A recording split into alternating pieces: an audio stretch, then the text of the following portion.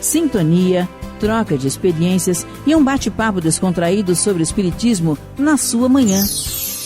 Deusa Nogueira explica a mediunidade no nosso dia a dia. Começa agora, na sua Rádio Rio de Janeiro, o programa Conversando sobre Mediunidade. Ouvintes, amigos da Rádio Rio de Janeiro, vamos conversar sobre a mediunidade. Nesse momento, na obra excelente intitulada Seara dos Médiuns, do Emmanuel, através de Francisco Cândido Xavier, e essa obra Emmanuel se propõe a comentar trechos do estudo de O Livro dos Médiuns. E hoje, a lição é no campo doutrinário, é a questão número 25, que nós vamos lê-la. E o item 25 ainda está no capítulo do método, das noções preliminares, em que ele coloca assim: sobre a questão dos incrédulos, não podemos omitir uma categoria que chamaremos por incrédulos por decepções. Ela compreende as pessoas que passaram de uma confiança exagerada à incredulidade, porque experimentaram decepções. Então, desencorajadas, desistiram de tudo, rejeitaram tudo. Elas estão no caso daquele que negasse a boa-fé por ter sido enganado. É ainda o resultado de um estudo incompleto do Espiritismo e de uma falta de experiência. Aquele que é mistificado pelos espíritos o é geralmente porque lhes pergunta o que não devem ou não podem dizer, ou porque não está bastante esclarecido sobre o assunto, para discernir a verdade da impostura. Muitos, aliás, veem no Espiritismo apenas um novo meio de adivinhação e imaginam que os espíritos são feitos para predizer a sorte. Ora, os espíritos levianos e zombeteiros não perdem tempo, divertindo-se às suas custas. É assim que anunciarão maridos às moças, ao ambicioso honras, heranças, tesouros escondidos, etc. Daí, frequentemente, decepções desagradáveis, mas de que um homem sério e prudente sabe sempre preservar-se. E aí, meus amigos, essa questão da decepção é muito séria. Nesse momento, estamos vendo a dificuldade de algumas casas espíritas em retornarem e retomarem as suas tarefas. E tem gente até falando assim: não, eu estou tomando outras decisões, estou tendo outras escolhas, porque, na verdade, aquele momento que estiveram em casa, deu para pensar, avaliar muita coisa. E avaliar muita coisa para o nosso autoconhecimento. O que eu gosto? Eu gosto de ficar acomodadinho? Ou eu gosto realmente do trabalho, eu gosto da convivência, eu prezo a convivência, eu trabalho a gratidão pela bênção de conviver com as pessoas? São aspectos, amigos, que a gente pode parar e analisar com muito cuidado, com muita atenção, com muito respeito, com muito carinho. Porque senão a gente acaba sendo mascarado sempre. A gente vai mascarando as nossas posturas, a gente vai mascarando o nosso entendimento, até o nosso entendimento, e a gente acaba trabalhando com conveniências. A gente vai fugindo, pouco a pouco, da nossa realidade. Então, é esse o convite que o afastamento faz para nós. Eu, através do afastamento da minha atividade, ou da casa espírita, da minha participação, qual foi o sentimento? Foi de conforto, tal qual aquele aluno, quando o professor falta, ele vai sair mais cedo e fala assim: oba, hoje eu não tenho aula. Mas ele não avalia o que ele perdeu. Ele não avalia o que aquela falta vai dar em termos de o professor vai ter que correr com o conteúdo que ele tem que dar conta. E muitas vezes vai correr naquele conteúdo que ele tem uma dificuldade, que ele precisava de uma atenção maior. Então é essa a posição. Estamos na escola da vida, mas também na escola da casa espírita, na escola da mediunidade. essa matéria, né, na Escola da Vida, a mediunidade, se for bem vivida, se for bem analisada, dentro de um padrão de maturidade moral, ela poderá render para nós muitos frutos. Muitos frutos. A gente vai adquirir uma competência muito grande no lidar com encarnados e desencarnados. Mas, se a gente estiver no fenômeno pelo fenômeno, ou então no comparecimento em função de um diretor, ou em função de um coordenador, ou de alguém que nos agrade, ou até muitas vezes em função de algum aspecto material, de algum preenchimento da vida material, a gente vai se decepcionar. Com o tempo, ele vai, mas não é isso bem que eu quero, não. A gente vai substituir por algo que nós achamos que é melhor. E aí a gente fala assim, me decepcionei muito, porque criar ídolos é a coisa mais fácil. A idolatria é um caminho facilitador. Porque eu digo que o fulano faz aquilo que eu não faço porque ele é diferente, ele é melhor do que eu, ele é mais aquinhoado espiritualmente, e eu vou criar na minha historinha.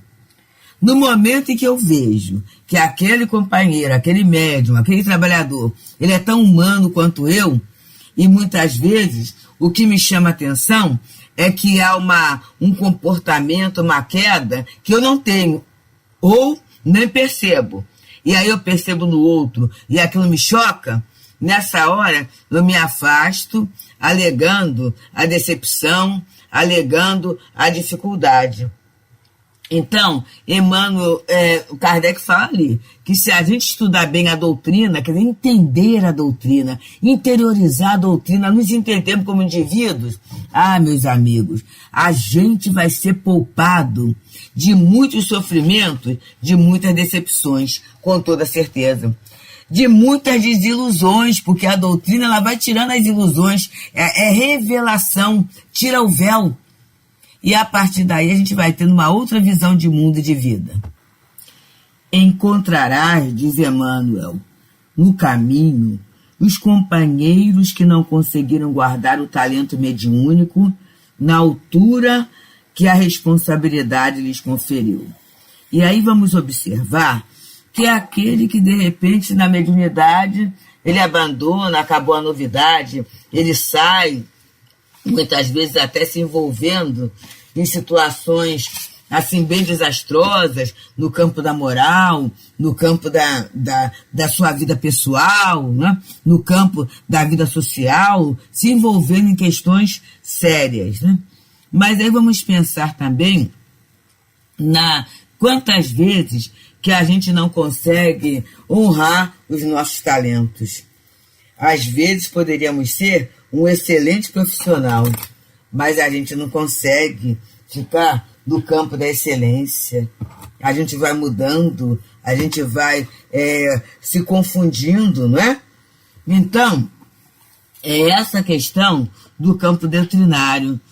É uma responsabilidade, tanto nós na divulgação do conhecimento espírita, quanto na posição de médium, muitas vezes em trabalhos singelos, em trabalhos bem discretos, mas nós temos uma responsabilidade com esse talento.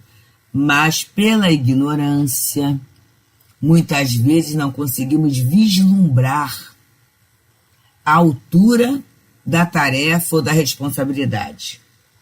E continua Emmanuel a nos dizer: a maneira dos que não sabem viver retamente, quando chamados à mordomia do ouro ou ao cetro do poder, desequilibram-se mentalmente, criando para si próprios o labirinto em que se desvairam. Começam abandonando a disciplina profissional que julgam vexatória. E é interessante que é o trabalho para o pão de cada dia. Tem criaturas que acham que é algo desnecessário, que é algo que não vale a pena, ou quero conseguir uma forma mais fácil de conseguir, de me prover. E aí aparece a mediunidade, e a criatura começa a trabalhar mediunicamente cobrando algumas questões. E ele diz, explicitando para a gente, debandam de pequeninos deveres familiares que, naturalmente cumprido, formam o alicerce das tarefas maiores. Olha o cuidado, meus amigos. Aqui, o Centro Espírita Fraternal Teresa d'Ávila, vocês já sabem bem disso, mas eu coloco essa questão. Durante 19 anos funcionou no terraço da nossa casa. Então as pessoas, para chegar ao centro, passavam por dentro da nossa casa. E, meus amigos, quantos oferecimentos, né? Quer que eu lave essa louça para você? Ou então a roupa? Assim, que as pessoas com boa vontade, querendo adiantar alguma coisa para nós. Mas eu sempre falava assim, de Tereza o que é de Tereza, e de Deus o que é de Deusa. Por quê? Assim, o meu almoço, a minha louça, a minha roupa, a minha limpeza doméstica, a minha faxina, isso é da minha casa, isso é meu. São esses deveres domésticos. Quem tem que administrar isso sou eu, porque faz parte do meu processo reencarnatório. Tem alguns amigos que até riem, que eu falo assim, olha só, se eu fosse missionária, eu não casava. Por quê, né? Na verdade, a atividade doméstica, a não ser o passar roupa, né, que eu faço vendo palestra, ouvindo poesia, alguma coisa assim, mas assim, é algo que eu tenho gosto em organizar, eu tenho gosto, eu gosto de fazer isso. Então faz parte do meu projeto. Porque é que, para se dedicar mais à doutrina, eu tenho uma querida amiga, que essa é minha ajuda remunerada na faxina, né? Uma ajudante da faxina, que a casa é grande e tudo isso. Mas as outras tarefas me pertencem, gente. E a gente não pode barganhar a mediunidade em função disso. Porque às vezes não é você ganhar dinheiro, mas é você começar a mercadejar prestação de serviço. E isso é sério. E aí ele coloca aqui, ó. E transforma, quer dizer, quando eu debando desses deveres, da disciplina profissional e dos deveres familiares, eu me transformo em joguete da fascinação que os utiliza. Julgam-se, então, mensageiros especiais. Ausentam-se deliberadamente do estudo. Isso é sério, é aquele médium que acha que porque ele é médium, os espíritos vão dar orientação a ele e ele não precisa mais estudar. Não tenho paciência para estudar. Não tenho paciência para ouvir palestra. Não tenho paciência para ler. Gente, isso é muito sério. Abraçam exotismo contundentes. Acreditam-se na condição de intérpretes das mais altas personagens da história. Vamos observar, meus amigos. E aí vocês, meus amigos, meus irmãos, que acompanham certos canais do YouTube, começa a perceber isso. É Emmanuel analisando o pensamento de Kardec. E ele coloca, não admitem advertências. Supõem dominar o passado e o futuro. Profetizam, pontificam, mas, detendo exagerada conceituação de si mesmos, não percebem que se fazem marginais, cristalizados em longos processos obsessivos, aos quais atraem amigos invigilantes para vislumbrá-los a princípio e arrojá-los depois à desilusão. Porque é aquela questão, meus amigos, enquanto o médium está satisfazendo os caprichos, as vontades, o desejo do outro, ele é excelente. Mas naquele momento que ele falha, e ele vai falhar mesmo, em que ele se engana, e ele vai se enganar mesmo, isso é próprio de quem está aprendendo de espírito imperfeito. Esses mesmos amigos que prestaram favores, que se aproveitaram da mediunidade, né, para afastá-lo da vida profissional. Fica aqui que você vai se dedicar mais tempo a isso que só você faz e o resto o outro faz. E a questão do salário, a questão do dinheirinho, a questão do presentinho. Essas mesmas pessoas, quando deixarem de ser contempladas, elas serão as primeiras a sair a falar. E fulano é um charlatão, fulano é um médio obsidiado, fulano... E aí são esses, porque não são amigos, são usufrutuários, são exploradores da condição mediúnica. São aqueles adeptos da resolução dos problemas dentro do menor esforço. É por isso, meus amigos, que o médium tem que estudar. E o médium tem que ter uma consciência espírita e mediúnica tão grande que ele vai responder por si mesmo, ele vai ter a sua orientação, ele vai se sentir tão igual que ele vai conseguir fazer aconselhamentos fraternos, pedidos, troca de experiência com outros médiuns. Ele não vai se sentir absoluto. O bom médium é assim que ele vai caminhando. E é por isso que estamos aqui, na Rádio Rio de Janeiro, essa emissora da Fraternidade, estudando, esclarecendo, analisando, pensando sobre a nossa vida, sobre o nosso fazer enquanto espíritas, enquanto médiuns, enquanto trabalhadores da seara, que não é nossa, é de Jesus. E na rádio a gente vai tendo o estudo, a contextualização, por isso que é muito importante, meus amigos, sempre do nosso possível a gente ajudar a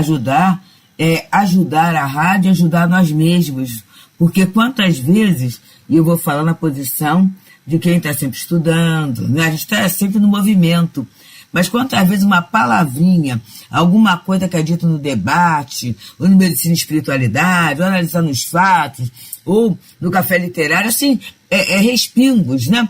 Que a gente vai ouvindo e tudo, e fechou. Então é o plano espiritual aproveitando para nos ajudar no entendimento da nossa própria vida, não é? E Emmanuel continua nos falando assim: em verdade, não podemos evitar que irmãos nossos se prendam a semelhantes situações perigosas e lastimáveis.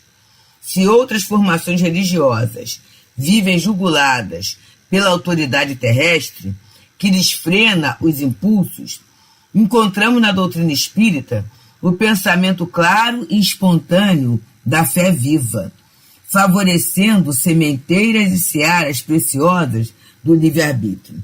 Então, gente, há quem se prenda ao que não está bom. É aquela história do copo meio vazio e meio cheio. Alguns de nós temos o hábito de nos queixarmos porque a gente só quer verificar o que está errado, o que está faltando. A gente não vê a completude. A gente não vê até, muitas vezes, o esforço daquele irmão até ele cair. Até o momento da queda, quanta luta, quanto esforço, quanta resistência. Chegou um momento em que ele não resistiu a ele mesmo, em que ele não resistiu àquele assédio. E ele coloca, né, a gente, na doutrina, a gente por não ter rituais, não ter dogmas, então a gente se sente às vezes mais solto, porque é ouvir a consciência. E para ouvir a consciência, sair de Deus, eu tenho que estar quietinho. É estudar, é analisar, é me analisar, é ver. É diferente de outras questões, de outros expedientes espiritualistas, em que muitas vezes o médium ele é cerceado por uma série de questões. E ele coloca: diante, pois, dos amigos que não souberam situar os compromissos medianímicos em lugar justo, observemos quão duro será para nós desertar do serviço constante no burilamento interior, aprendendo ao mesmo tempo nos desajustes que mostram tudo aquilo que nos cabe evitar. E aí ele está dizendo a visão do outro, né? Vamos olhar o que o outro fez de errado? Podemos olhar sim.